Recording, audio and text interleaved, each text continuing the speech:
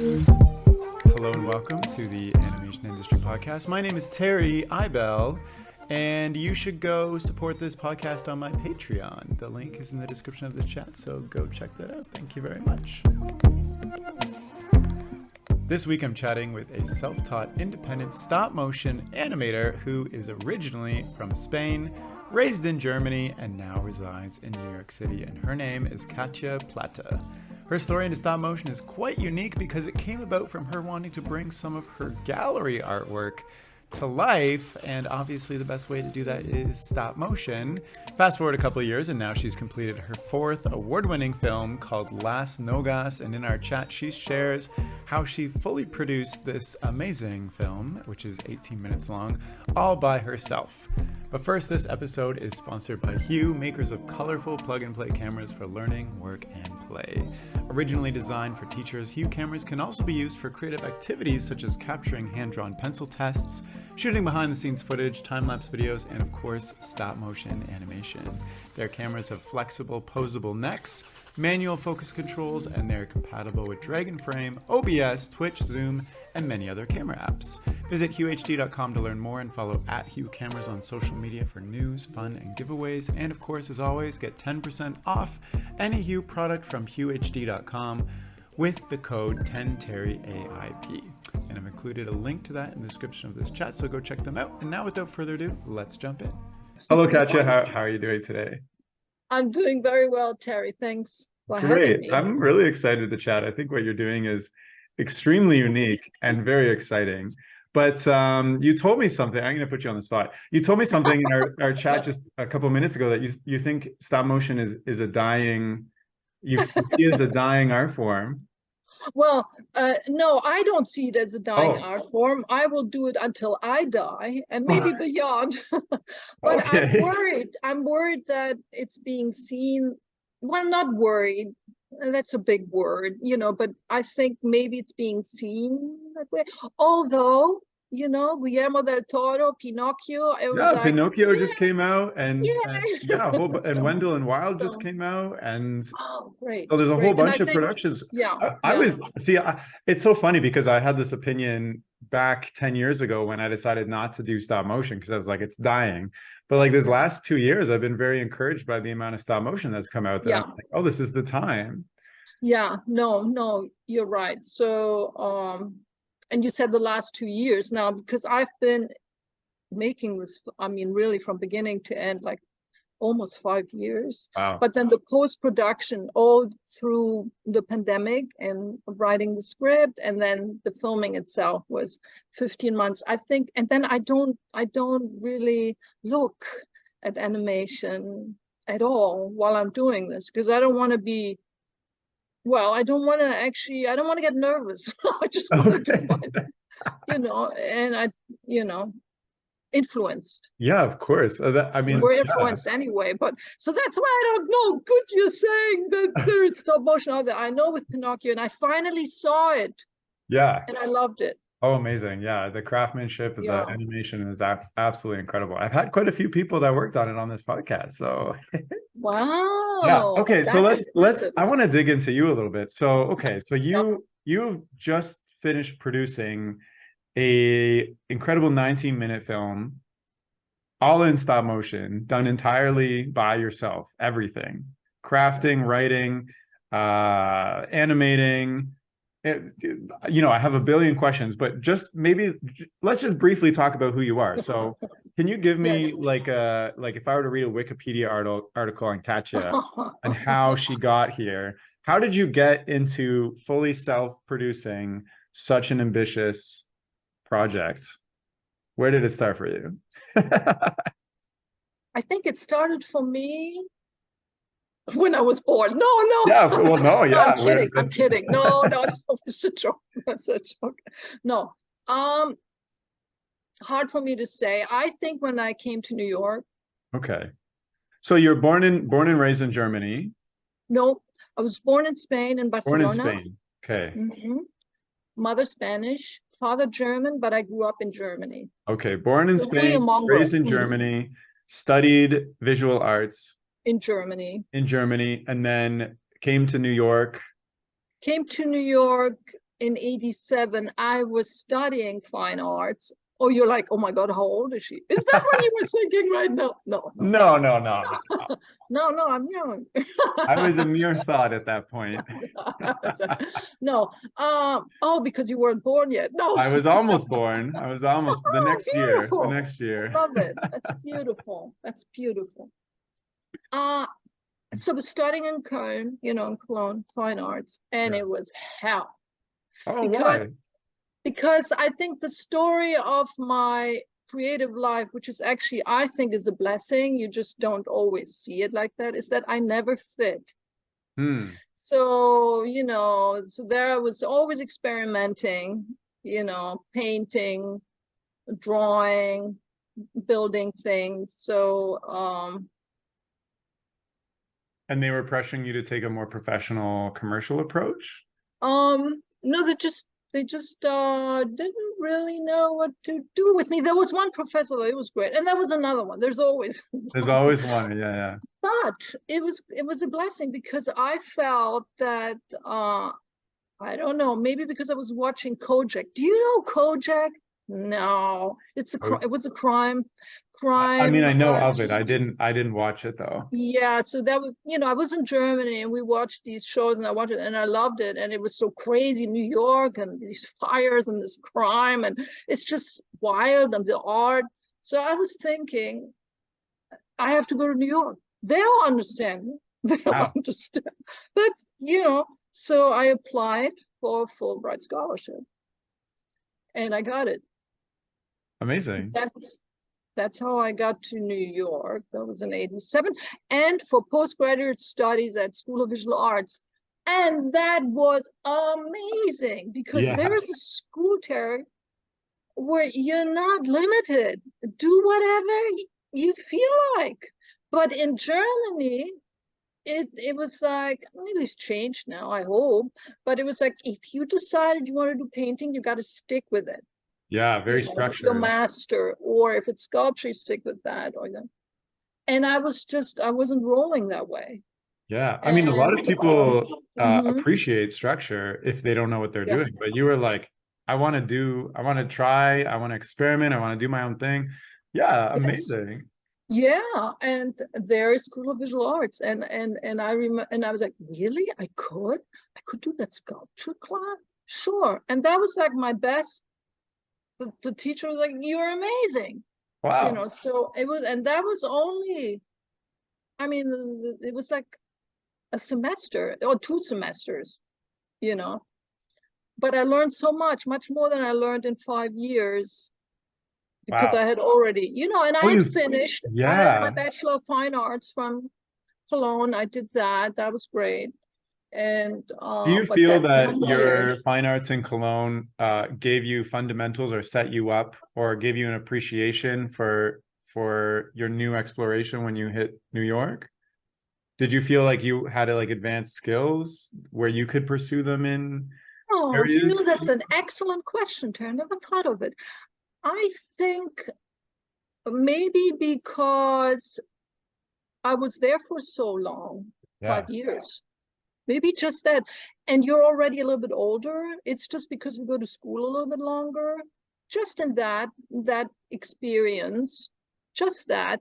But not when it comes to that incredible openness to experimentation. I mean, that was here. Yeah. That I was mean, so just hearing you talk about this, you know, your face is lit up, you're excited. Do you great. still feel that way with, I mean, with what you're doing with stop motion because you're doing everything?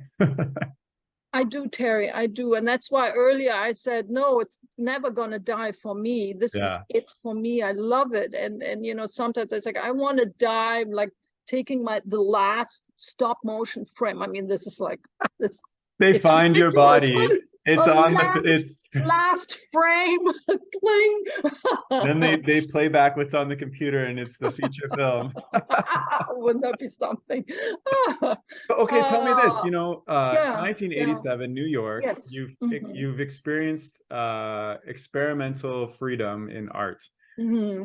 How have you maintained that mentality all these years? Because a career in art is tough, and there's a lot of temptation to go with a stable life, even with a studio, commercial studio, an animation studio, an art studio. How have you been able to maintain Yeah, that excitement you felt all these years? very good question too. I think I always felt if I have to make money, I Hmm. make it with something else, Okay. and so I did, whatever. I worked at a gallery for a few years, learned a lot. I, was an artist assistant, worked for a foundation. So because I always knew I have to do this. I Yeah, you just didn't want to be limited nervous. I by don't money. know. I'm just, I gotta do this, so I can't take those compromises, not when it comes to art, you know. And and one thing that's interesting, it just pops in my mind, when, as you will know too, Terry, when you're a student of art, the teachers tell you know what they tell you. Okay, guys, you're here and you're going to learn all these things, but it's all about forgetting what you're learning and be unique. Yeah. And you know what? Bullshit. I mean, no, it's true, but that's when it's really hard. They, when you're young, they make it out to be like that's the desirable thing. If you're unique, everything's gonna go like, boy, you're just gonna have you're the biggest success. You know what? It's the opposite, Yeah. you know, Well, and it's and, so and that's it's fine. It's fine. It's just I don't know. They should phrase it differently. But that was then, you Totally. know. No, I understand. I mean, that's kind of something that I'm pursuing in my animation career, which is very new still. It's only been a couple of years old, but I'm trying to go and do unique things and hope that people who have money see those unique things and want Yes, that from me. And so far, I've had some opportunities that have been amazing, but it's been really tough that's because great. most people Yeah. want, just somebody that can create the thing that they need. They need another cog in the wheel, which is totally fine. But Yeah. creating my own unique brand has been something that I've been working at. And if everybody did that, then nobody would be able to do it. So I think it takes like a Yes, so special I guess you're right. Yeah. confidence even to pursue Yeah. something like that. Yeah. Yeah. So that's been sort of always the blessing and the curse Right. for me because it's like, Katya, you're so unique. We don't know what to do with We don't you. know I what mean, to do with you. I mean, yeah, it's so sad to me because I mean, it's not sad. I'm laughing, I'm doing my stuff. I'm very lucky that Yeah. I can do what I can do, and I have the studio and everything. But yeah, I had this great museum show, and then you always have these hopes, and then they review it, and actually a friend, or later became a really good friend, and she just didn't know what to say because it was so different, and the focus was on someone else Right. at that point, but that she really felt it was great. That sort of happened a lot. Hmm. Or the curator that put a show together, and you get so close to that amazing show, woohoo! And then she comes to your studio and she says, well, yes, I like this piece, but without the top. Oh. Without the top? No. Without the top. Stuff like that has happened to me a lot, but I think I'm telling that because I think that's just my path. It's just Well, that's just it takes a lot of guts because would it have been easier to say, okay, let's get rid of the top, put me in the Well, show? I would have been in the show probably. Well, Yeah. I think she wanted the bottom and the top off, But but I guess probably, what I'm yeah. saying is like, it's Yes. tough to Just keep doing that. Let me yeah, ask you this, yeah, who yeah. are you creating your art for, or what are you creating Mm, it for then? mm. I think the first impulse, it's you doing it because you just got to do it. It's Yeah. your soul. It's I don't know. It's your soul. It's your spirit. You're a human on this It's who earth. you Yeah, of are. course. But then the second, right after it, huge, to be seen, Yeah. because you think, you believe that you have something to say, that you have a vision, and that it can connect with others. Yeah. I mean, that's a superhuman thing. And like Yeah, I think that's what art is essentially. To just it's a form of connection. yeah, So exactly. And yes, you have a unique, your artist world, and not everyone will connect, but if you do, oh my God, yeah, it's, it's it's the best feeling. For me, it's the best feeling when a like, stranger off the street or the internet or something yeah, messages me out of the blue, yes, unprompted, because they saw something I made, yes. I'm done. I don't need Oh to my do God, anything Terry, else. of course, that's it. You're The good moment, for a few years. yeah, You're good yeah. for The moment feels absolutely. amazing. Yeah, yeah, Yes, yes, incredible. absolutely. Which is why, getting the grant for Las Nogas, Yeah, because let me tell you, I'm just gonna be very honest, okay? please. Because it's gonna it's gonna be great for everybody. And just so they know that it's not unusual. I have applied for grants for the last 25 years. Wow. Rejection, rejection, rejection, rejection, rejection. I got very close, once very close. And then all of a sudden, oh my God. Wow. And this grant means a lot to me because you know, your film had to be finished in the sense of the principal photography. So if you're very self-critical, which I am, it's terrible. I was like, they've seen it, they've seen all of it, not just snippets. They really like it, so that was like the basis of, their decision. And people from the industry that looked at it, and Yeah. and so I feel very, and that's maybe what I can say in this interview. Don't ever give up. Don't Wow. Yeah. ever give up, because I'm the best example. After 20, so, yeah, 25 years. That is incredible. And yeah. also congratulations. That is amazing. I can Thank tell, you. that means a lot. What Yeah, what kept you going for 25 years to still go forward and create your work regardless of yeah. external validation or funding or whatnot? Like, Well, again, there's that. It's that urge here, yeah, and it's not like I don't have fans. yeah, A few fans. No, yeah, no, and it goes back to, you know you you have something to say, you have a vision, and it makes you so happy to do what you do. And um and then, of course, let's not forget, Terry, it's like, I never stopped being creative. So there was always something. I think I was lucky in that there was always something that, whoops, yes, there may have been a lot of rejections, but then also, whoops, there is that museum show. yeah. The curator, amazing, amazing woman. She had an idea of doing the show. It was called Extrasensory Perception, because I made these, you can see on the website, these huge pieces, interactive paintings about the senses, each one about a particular sense, and you have to use that particular sense to really get to the piece. So Oh, it sounds complicated, but 1,001 smells. Actually, you open the doors and the inside is, and now we're getting a little bit what my work actually is all about. There's these two things, that main themes that are in my work. You open it up and it's dissection of that particular body part, like if it's the olfactory system, and then left and right bottles, 1,000 bottles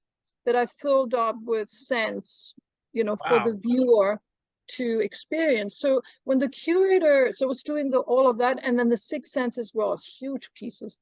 And then the curator, she had that idea, and she heard of me. There's always angels.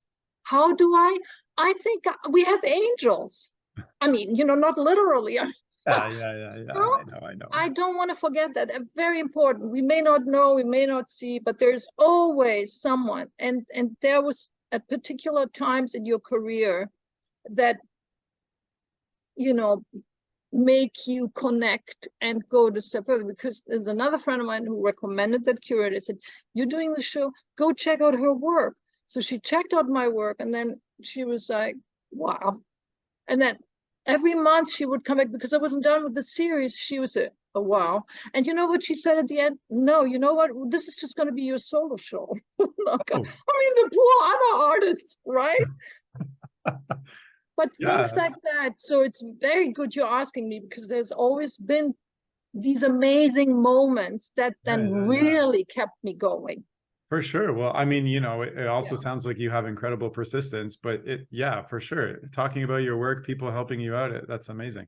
Yeah, I and feel like recognizing. Yeah, I feel like we yeah. should chat about your actual films at some point. Yes, yes. Oh, I'd love So, to. okay. So you discover Oh, stop great. motion and Yes. storytelling. Do you want to know how I've discovered Just it? tell me, just tell me. Just tell you. Just So spew it out. I came up with this new mythology, and it's a clothespin freak. It literally is made of a clothespin, but it's clear plastic and completely anthropomorphized. Morphic. Yeah, yeah. If I say it like that. And it's just, I'm doing these drawings on the tarot, the clothespin tarot, which actually is in collections at the Brooklyn Museum. I mean, like all over the world. So nice thing. So it started with that. It has two heads, then it became two heads. It became like an allegory and drawings, and then they go into these sculptures, and I did the paintings, all about also combining the environment. And then I did this one piece where they're all connected by their brains. It's called Hive Mind. Yeah. And I looked at it one day and I was like, damn, if they were to move in a certain direction, how do they communicate? I mean, they really, because there's all these, they're together, they really have to be very almost telepathically connected, and teamwork to move. And that movement, that was it. And that moment, it was like, you got to bring us to life. What are you waiting for? So you had sculpted these like brains connected together, and these clothespin people, just as Yes. just for fun, just because. No, well, no.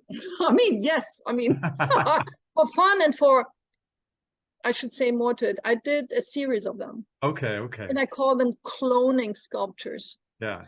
So they're all connected by their brains, and one was like in the shape of an X, like an X chromosome, another one like a Y chromosome. I see. I was relating to cloning, literally. And they have like these the plugins that go into the the electricity. Yeah. But they're made of fabric, because that's the other thing, everything's like fabric. It's got like this feminist in the sense of the materials that you use. That's how I got to the clothespin, by the way. Clothespin relates to woman, who's the one that washes the clothes and hangs it. And I did these pieces with body modifications where you hang them all on your body, sexual taboos. Oh my God, I was like censored from a show at some point. Anyway, I'm sorry, Terry. I hope this is going back to answering you. Yeah. Yes. So then I did this larger piece, actually for a solo show in New York, where I wanted to challenge myself, have even more of them, more of the clothespin freaks, all connected and sort of like star-shaped and then sewn together. A beautiful piece, and I think I might actually, that's going to be in a show in October, actually. Congratulations. Yeah. And and it was called Hive Mind. So that piece in particular was really about, teamwork, and people work together, and, that's what's missing. And the brains were open because I did all this series with the Button in the Garden of Earthly Delights. Hieronymus Bosch. Oh my God, Katya. And so at some point you wanted this hive mind to move. Yes, because it was and stop motion came. Yes, and I was like, film. Now, another thing I have to tell you, though, I have always been more inspired by film since I was a kid. I mean, I love art, all kinds of art, but films were really the thing that really got me going. So I think looking back at a lot of my works, it's always been there. It's like the motion, and you know, thought done. Thought done. I had just made the Clothespin Tarot, and I thought, okay, I'm going to make a film. Yay! No, I was so excited. And it was based on my book, on the tarot book that I had just created.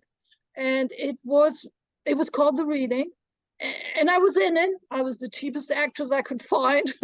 So, but it's all stop motion and a little bit of live action, because I actually changed into Jan Svankmajer is one of the incredible filmmakers that artist. you know, and I was looking at all his work, and it was like, wow. And it is a little bit like an Alice in Wonderland. Okay. How this person is invited to a tarot reading, did it all here, and it was like did I tell him a mini DV camera? Did I say that? Mini DV camera, video. Yeah. Very old. Yeah. And how, so she gets invited to this tarot reading, and then it's basically the Clothespin Freak is coming out of the closet. That's really what it's about. And conceptually, really how I then really consciously started, okay, this is, I'm gonna continue. And I think already, so that was in 2010. And I actually got to, you know, anyway, so that's how it started. And then you fell in love with stop motion just because it was out of a necessity. Oh my God, I fell so in love with stop motion because I felt that this is the medium that brings it all together. Everything I'm doing, painting, sculpture, drawing, my storytelling, which is, you know, another thing why I never really quite fit anywhere, because I really like to tell stories, and, you know, but how can you be conceptual and also tell a story? It's almost like being seen a little bit as opposites, you know. And then looking at the body up close, you know, if you see my work, you see a lot of anatomy. So it's these two things, you know, the fragmented body. Yeah. That we are. I don't know if I should give away spoilers, but the body is very, very prominent in your work, and constructing the body and how the body very prominent the environments and exactly, and the fragmentation of it. And now it could all come together. It could all come together. And so that's how I started the trilogy, you know. So, and you had no prior experience, and then suddenly you're creating, sculpting, animating, storytelling. It's incredible. Can you give me I guess just for somebody who's listening who hasn't seen or heard of your work, I'm sure they're very curious as to the films that you've created, what they're about. Can you give kind of like a synopsis of what, maybe for instance your latest film, Las Nogas, what it's about? Yeah, absolutely. So we're in the future. 500 years. Humanity has fallen apart. Which is going to happen in 500 years anyway, so. Yeah, probably, if we go like this again. Yes. But the Clothespin Freaks, a new breed, they have actually made a new human out of the body parts that fell, you know, when they fell apart. So I'm taking it very literal. It's symbolic and literal. And this new human is a homie. They're called homies. And I was like, how do I call them? I can't call them homies. They're your homies. So they're homies. And so in the trilogy, it is about their evolution, but it's really the protagonists are the animals, and the Clothespin Freaks were just other worldly creatures, you know. So with the help of these creatures and animals, first of all, the homies have to be completed. And then in Las Nogas, I have to be careful that I don't give away too much. So the synopsis in Las Nogas is, so with the homies are now complete. And they're, you know, earth is dry. There's no rain. It hasn't been rain for hundreds of years. The homies get sick, but they hold the key to make it rain again. Right. So it's like this frantic I make it very dramatic now. Yeah, It's yeah, yeah. frantic search to, oh my God, and there are bees in it. It's like everything's connected. They all work together. There's a laboratory in the hive. They all work together. Yeah. And oh my God, we're all gonna die because of the groundhogs. There's a groundhog climatology. It's in the first, it's in the second, and the third. It's very tight, but if you really listen, you get it all. I promise, you get it all. There's a groundhog climatologist who knows how to make clouds. First you have to have the right clouds to make Yeah, of rain. course. And the homies, I don't want to give away too much, Okay, but well, there's something in yes, the ingredient to make it rain, the homies have. Yeah, exactly. And so they need someone to save them, and there's only one person that can, and that's Alma. Alma. Oh, there she Alma. is. Wow. So Alma is a volkeet. She is a special species of bird between a vulture and a parakeet. I just created that from the first short, and she is a healer. Yeah. And she's, so frantically she's got to save them because that's what it's about. So Right. if you want to know if she manages, you gotta watch the film. I mean, I'm trying to remember my first experience watching your work. I was completely I would say blown away and impressed by just how immersive everything is. It's a super unique style and story and type of animation and everything in it. And you can just tell there's a lot of really I can tell you were working hard for a long time, and everything is so detailed. The materials you use are so varied. Even I loved watching there's bubble wrap and fabric and tons of different things and yeah. Just for myself, when I'm crafting stuff, I have a super appreciation for materials, and it's watching your work is what makes me love stop motion and love sharing it too, because it's anybody watching it can instantly tell, this is everything is real. I really get that sense looking at your work. So tell me a little bit about crafting everything, because you have multiple stages. Everything is completely detailed. Your characters are meticulously crafted out of tons and tons of different materials. There's a character who's covered in hair and I guess beads and all this. Even just the character you showed, there's feathers on her arm. She's wearing a fully sewn outfit. She's got a beak. Tell me, tell me what goes into this process, because there's an insane amount of work. Yes. And I feel they deserve all this attention. I mean, the more I get into it, the more I bring them to life. Yeah. For me. And I also felt so we got volkeets, they're done this way, certain way, and then we get the groundhog. He's differently, it's differently, and then I have these ideas how I see them, with this tweed, it's what kind of character. So I feel like I really deal with them as if they were real. As if they were real actors, with the same, it's a live action film. Actually, it's not, it's stop motion, but I treat it like it's a live action, and I talk to them and I talk to them. That's fine. And also in a more, this is just a cute anecdote, and it didn't happen with Las Nogas. Also, you get better and better at everything. Of course. You learn from your mistakes, it's oh no, the feet, you have the magnets under there. That's great. Sometimes that's not enough. So what I'm doing right now, Terry, now that I've finished Las Nogas, I'm already in production. Oh my goodness. Because the homies. Not even taking a break.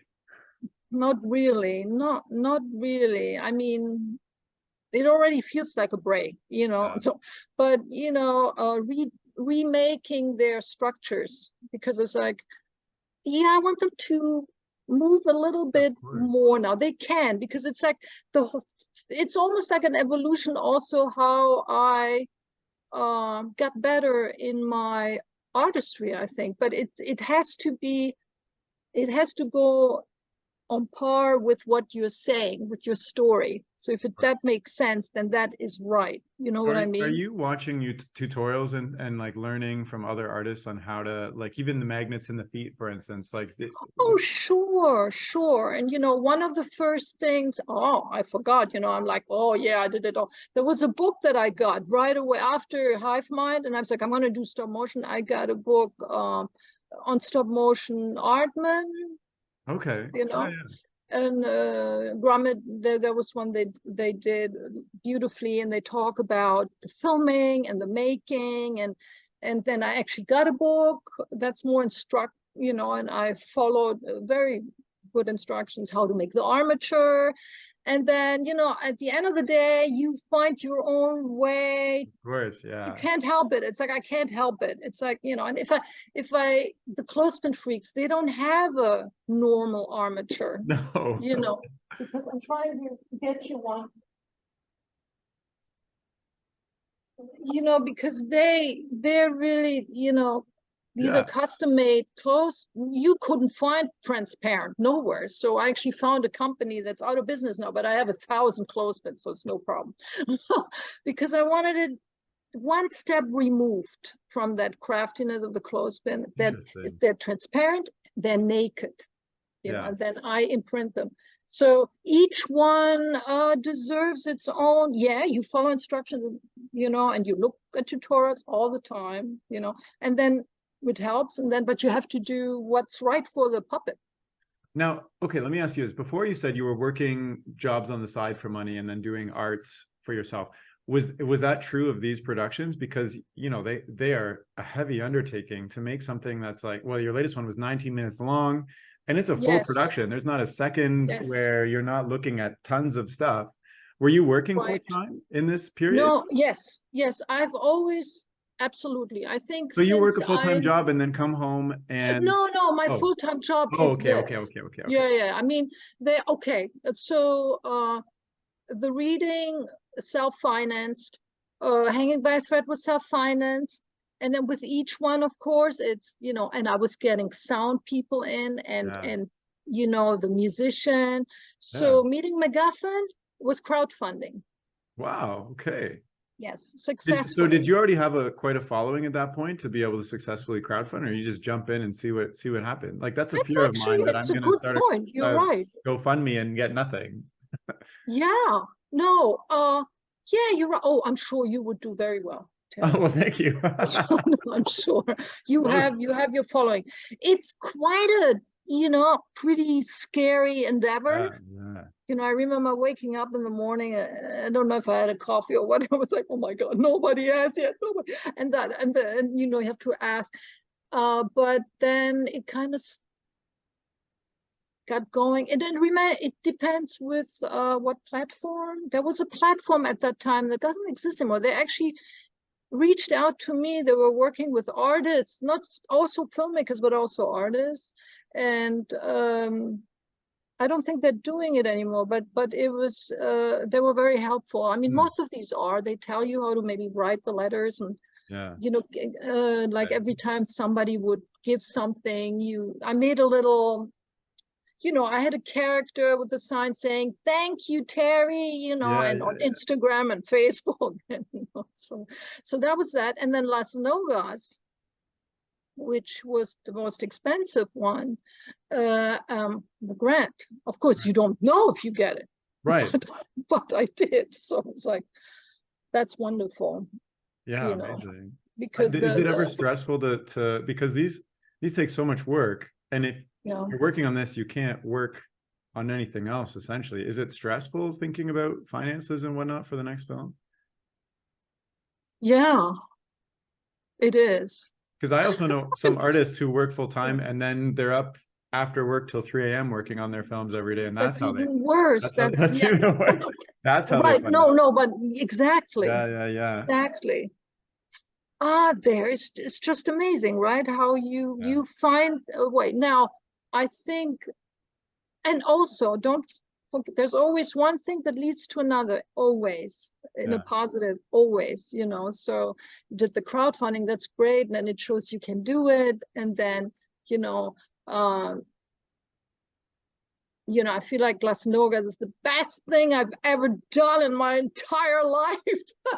And then, you know, they see it. Oh, hi, Chloe. You want my dog? Oh, your dog. Yeah, you want to say hi? Oh, of course. Of course. Really, you gotta real quick. We're doing something. No, she Just doesn't bring her want up. you. Want, She's small. yeah. She's running away. Oh my goodness. Oh, what a little scruffy. Oh, the ears are All so cute. If right, you're not Chloe. watching this on YouTube, you should go and watch. All right, baby. That Are was those good, polka right? dotted ears? Okay. Yeah, cute, So right? cute. Yeah, yeah, yeah. And actually, for meeting McGuffin, I actually made a dog. That wasn't Clover, that was Button, but it was also Jack Russell Terriers. So yes, it's stressful, Terry. You're Yeah. just kind of hoping, Wow. and you get ideas. You do get ideas, and you But reach out. do you ever feel down? Like do you ever give Oh, yourself like points like if I don't get this landmark by this time, I have to stop or quit or do something else? Or you just say, I have to do this no matter what, and if I reach that point, so be it. right. I definitely get a lot of this. Yeah. Never to the point where I say I give up. Do you think Never. you would ever feel that way? Or there's such a drive in? Because I'm wondering, because there's a lot of Well, people who are working yeah, jobs and they have these dreams and you know, yeah, it's tough. It's a tough situation. yeah. I think that well, because you know, I'm fortunate. I am a full-time. I'm doing this full-time, you know. Yeah. Um and I that so I can do it and I'm healthy, you know, and I have that urge. Yeah. So even I think the toughest for me, Terry, is that it won't be seen. Wow. I mean that's a big fear, but that's Yeah. I think that's really interesting that the hardest point for you to make these is that it won't be seen because you know like for instance for me like I'm thinking about money a lot whenever I Yeah. do something and like Right. that's a big fear for me, you know, if I can't Yeah. support Yeah. myself then Yeah. you Yeah. know I where do mean, I I have go? to say, Terry, I'm talking about the shorts that I have made. Yeah, The feature, I have been getting a lot of, I don't know if we mentioned that on the podcast yet, so yeah. you are Oh, you that's know right. That's right. So no, so it's this is, fine, but you're you know yeah, you've got this trilogy you've made, which is an incredible feat in my opinion of just yeah. producing them in the caliber Thank that they're you. made and the amount of time they take and Yeah. the world building and all the you have tons and tons and Yeah. tons of characters, and now you're working on a feature and you already have the script and Yes. Well, that's right. I have the script, but yeah, there's a lot of fear. So yeah. you know, so I'm doing the armatures of the new homies now, and in the back of my head is like, well, you know, even if you, So you're because already I need money, you know. I yeah mean, it'll kill me literally if I have to do, I mean, physically, because I mean, even what you of see, and I course love all the work, everything, you know. It's like these invisible walls that I taught myself how to make, and I was so proud of it, and it's great. But yeah. it's gonna get bigger. I mean, we're going to the Antarctic. I mean, in the film. You're doing So, the film and yeah, so okay, yeah, so that's a lots of really fears. So I'm trying not to. So it all also depends on how Las Nogas will do. I yeah mean, I've just submitted, you know, and you know how it is. of course There's tons and tons and tons of rejections that you'll get, and to, you know, that's what I mean by seen, just seen in the sense of that, okay, well, she's doing this, yeah and you know, and she wants to do that. Okay, you know, yeah so yeah well I you mean know, your I mean, story it sounds like building on top of things and creating bigger and bigger things. yeah, So you're already starting to produce for the feature film without, I guess, having the without plan in funding. with, okay, yeah, yeah. Yeah, I think which that's is great. just because I do everything. It's Yeah. like, you know, I just like paying myself. I don't pay myself. I'm very Oh, generous, right. which is nice, Terry, because in the grant, I had no idea. You actually have to give. They demand it. You Right. have to get that must be part of your budget, you Of know. course. And it was also great to go through the process of a grant, so just to understand the whole budget thing and how So that works. so do you have an idea of the amount of years, budgets, people involved, resources it will take to produce your feature film after doing these? I don't have an exact idea yet, because you know, let's say this cost me $25,000, Okay. Las Nogas. If if the film is like 75, and let's say it would be the triple, Yeah. right, which is really nothing for Hollywood or Of whoever, course, $300 million budget. nothing like that. And so you kind of, you know, count like that. But I think right now, even though, yes, that's my goal, Yeah. and that's what I think right now I have to sort of stop myself a little bit, you know, see how it goes, and then I get a better, not stopping. I don't know. I'm not jumping right into, you know, I have to see how Las Nogas does, and then I can go to the festivals and I can meet people. I love festivals. I mean, that's where I, you know, met people that are actually involved in Las Amazing. Nogas. Yeah, of course. And Festivals are meeting perfect because everybody already yeah. loves animation and they love supporting animation. So Yeah, and it's also, it's a great feeling. It's like, oh, you know, I actually gave them work too. It's nice, makes you feel good. You know, I'm wondering, you know, like yeah. I would love to produce a feature myself, but Yes. it's such a, I guess, pie in the sky idea that I don't even know where to begin, essentially. I don't even know what it would take for me to do that. What are things that you need, I guess, like if somebody were to say, here's this, and you're like, great, now I have this, I can produce the feature. Is it the funding? Is it like, you know, is it something else? Is it like, what is it that you need that you would go all in on the feature right now? Right.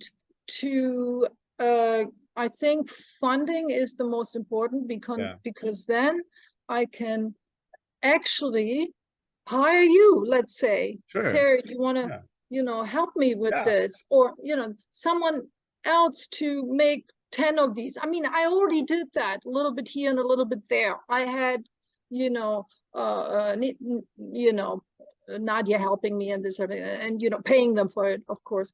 But this is such a big undertaking. Then I can to pay the people to come in, you know, be part of the team.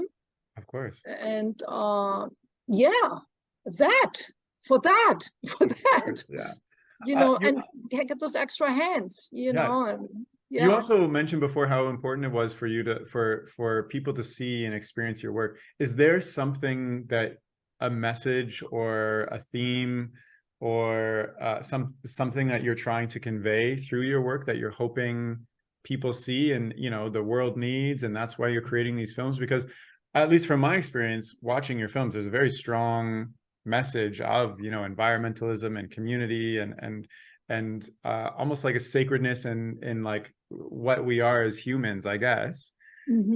Is there something you're trying to specifically convey with your work that you don't see other people conveying with art, I guess? Well, I can only say from what I intend. Yeah, of course. You know, it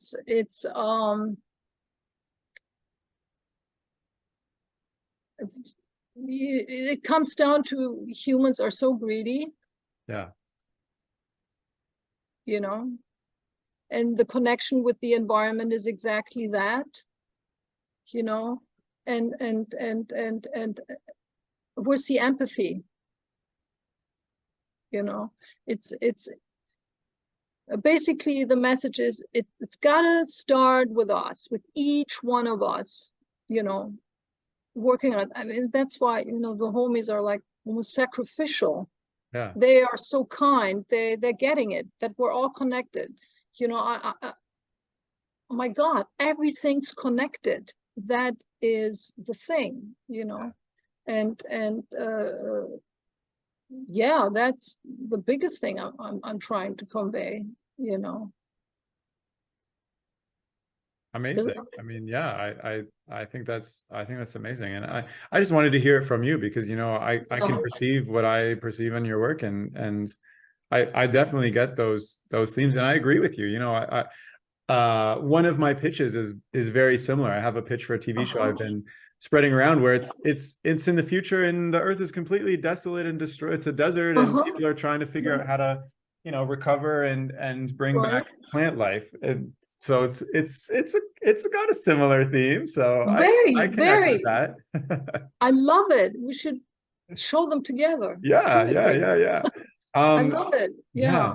I just have to stress to people listening, you should definitely go and check out Katya's work, because it's something I don't think, you know, I watch animation every single day. And when I'm on social media, I'm just watching animation. On YouTube, I'm just watching animation. I talk to animators, I'm animating all day. And it's something that like immediately stood out to me, like just immediately. I don't think anybody is doing something. There's a couple of people that I think are doing something similar, but it's very, very rare. And I think it's very special what you're doing. And just listening to you talk about your passion and the amount of effort you're going to, and it's very, I've been enjoying this very much. Oh, thank you so much, Terry. And you know, the one more thing I want to say, there's hope. Yeah. You know, I mean, Las Nogas, you know, it's an allegory, but action. Yeah. I'm wondering, okay, you know, we've talked about your film and how you got there and where you grew up. I'm sure there are people listening right now that have a drive to do more with their art, but they're feeling like maybe they're stuck, or they don't have the confidence, or, you know, it's tough to pursue what's really the thing that you really want to do with your art. What, you know, I feel like your story is kind of one of pursuing that and having that confidence to create what you want to see and do it, even if other people aren't going to accept it. You know, you said 25 years of trying to get grants and all these rejections, etc. What would you say to that person listening? Well, you know, I just say keep going. That's just so simple. There is always, you know, always think of the positive. There's always, you know, if I'm talking to this person, you know, someone that loves your work. You're not the only one, you know, and get that feedback, you know, and I mean, another thing that we humans do, we just always the negative, but there is positive stuff, you know, like I can tell you a lot of positive stuff also in my career. And when I was saying earlier, that has an incredible push, you know, and I think that's what I would say, because if someone really believes in what they're doing, there is that feedback, because it's too easy to say, yes, keep going, you know. And reach out to artists that you love, or you kind of connect. I don't think there's anything wrong with it, like literally reaching out. Someone did that with me. Actually, I'm so glad you mentioned it, and sent me the film, and I looked at it and it was great. And you know, do that. People will, I mean, maybe a lot of people will not watch it, they don't have time, but one or two will, and that's just that little feedback, you know. And I would say reach out. Reach out. Don't 100%. you know, Focus on the positive, find people who you connect with. And because if you just keep going for the sake of keep going, you will reach burnout, and it, you know, negativity can get in there, but maybe keep going, but reach out and focus on the positive things along the way. Because there is, I'm 100% And also another thing I didn't say, I actually did then work for SVA, I Oh, mentorship. They have this program. So that's pretty cool. Where I actually work with just one student, and it's always like they do stop motion. So that's pretty cool, cool. Yeah. So yeah, I think the reaching out is very Yeah. important. And don't be afraid. The Yeah. worst that can happen, they don't react or say, take me out of your mailing list. Yeah, right. Yeah, no response. That's fine. Whatever. Well, All Katya, right. I really enjoyed chatting with you. Is Very. there anything else that you wanted to share as we wrap up our conversation? I think we covered a We lot covered of the it, right? basics a lot. A lot of it, covered a lot of. So I'm just starting, the film. I'm just starting my journey. I Yeah. I did get an early acceptance in the festival. Oh, I great. can't say yet Of which course. one, But congratulations. That's really but exciting. it's a journey, and that's a whole different journey. Yeah. you Yeah. know, Yeah. Yeah. Well, you know. Katya, it's been an But I'll keep you absolute posted. yeah, of course, and it's been an absolute pleasure. I've loved hearing how positive and excited you are about everything you worked on, and I'm really happy we met. This has been really I'm good. so happy we met, and I think we may collaborate. Yeah, that would be really We'll cool. see. If you're listening and you want to reach out to or follow Katya's work or check out the films, I'm going to include a whole bunch of links, including her website, IMDb, her Facebook, LinkedIn, Instagram, etc., in the description of this chat. And that's all for now. So thank you so much for listening. Okay, bye.